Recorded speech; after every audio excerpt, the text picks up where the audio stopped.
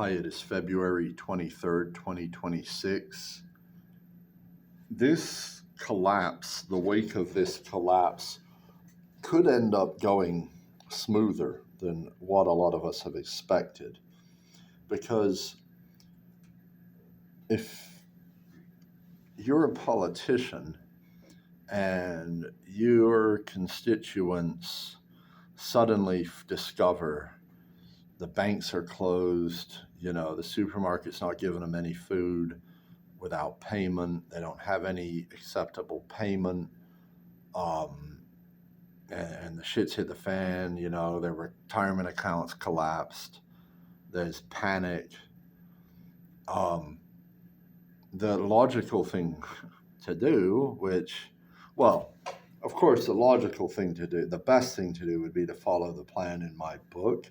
But of course, none of them will have read that. So in a politician's mind, and most politicians are self-interested, they don't really care about their constituents, except for the degree that they want to be safe from those people in the event that some kind of crisis like this happens. Because of course, these people are going to start knocking on the politician's door like, hey, feed me, I'm your dependent, and you've left me with nothing. So this plan will allow the politician or politicians to give some hope to these people. Hey, guess what? We got these FEMA camps set up around the country, these different zones. Figure out what zone you're in. Here's your camp. Report to it as soon as possible, and we're going to take care of you until this crisis blows over. And most people, they don't have any idea why the crisis has happened. They don't even know what's happened. They just know they can't get money out of the ATM. They know that their credit card isn't being accepted at the store. And they know a politician who they trust is on TV telling them to go to a camp. What are they going to do? They're going to get in the boxcar. They're going to go. And once they're there, they're out of the way of that politician. So the politician's taking care of their problem. And they've also taken care of a big problem for the rest of us who plan not to go to any camps and who plan to try to actually survive this collapse. Because if 60, 70% of the population decides they want to go to a camp, well, they're no longer our problem, right? And once they're in the camp, they're not really the politician's problem either, because now they're in a controlled environment, and the politicians could probably just pull the plug, and that's the end of it, right? So out of the people who remain, there's going to be a variety. There's going to be some people who are fairly well prepared, who have land, who have food, who have guns, who have precious metals, other preps for this exact situation. And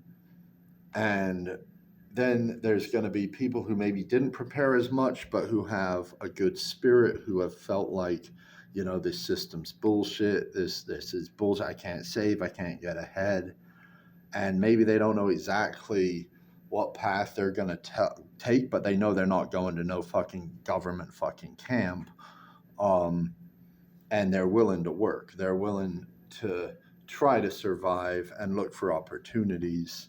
And then there are going to be people who are just opportunists, who are maybe looking to steal, maybe looking for some other mechanism to gain wealth.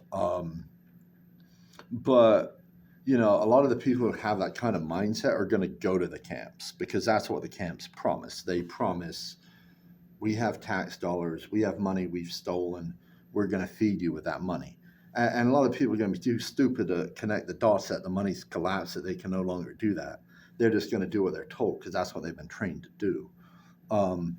Anyone who stays on the outside at this point and is trying to steal or do this, they're probably going to have a short life expectancy, because people aren't going to stand for it. and violence isn't going to work out uh, for long. So you might end up just left with basically the preppers and a portion of the population who's maybe spiritually awake, even if their physical preps weren't up to par, who can at least participate in the new economy in some fashion as a laborer. Um, and there will be opportunities for labor because, of course, once the government's no longer providing for anyone, people are going to need to provide for themselves, and people are going to need to grow food. There's going to need to be farmers markets that are going to form. All of these productive processes take labor, and there will be opportunities for labor to get hired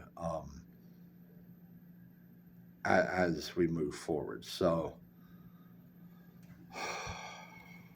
I just wanted to put that out there as kind of, those of us who are on the knowledgeable side of this, who understand what's happening.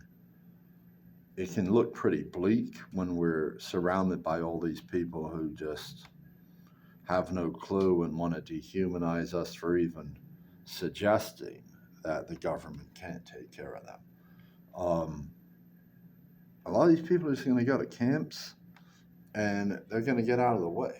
And I'm not saying it's a good thing if the government decides to exterminate a bunch of people in camps, but that's kind of what governments do and what they can kind of be expected to do when the economy collapses and they're trying to watch out for themselves, and they're trying to throw a bone to these people who are demanding a bone and they don't have any other bones to give. So it's more of, this is how I see things playing out, and it might actually sort of incidentally work in our favor in that it's going to get a lot of these people who would be doing nothing but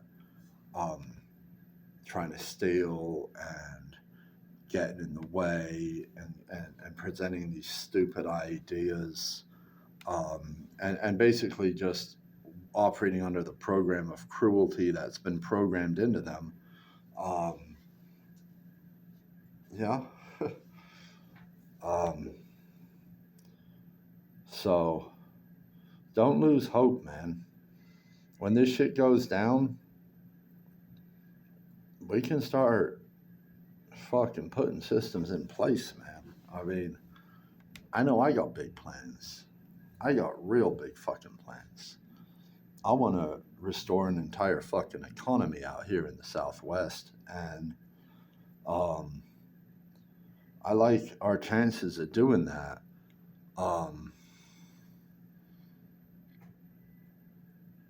And I think there's legal maneuvers we can take for as long as the regime is in control, to get around some of the rules that exist.